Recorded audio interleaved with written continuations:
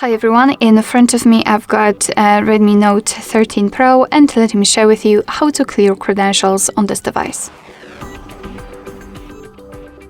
So let's start with opening the settings, and here we have to scroll and find passwords and security. Then let's tap on the privacy option and scroll down to the very bottom. We have to tap on more security settings and tap on encryption credentials. And as you can see, almost at the very bottom we've got the option we're looking for, so clear credentials. Let's simply tap on it and confirm it with OK. And as you can see, not only we've got this information, but also this option is inactive, which means that we just successfully removed all certificates.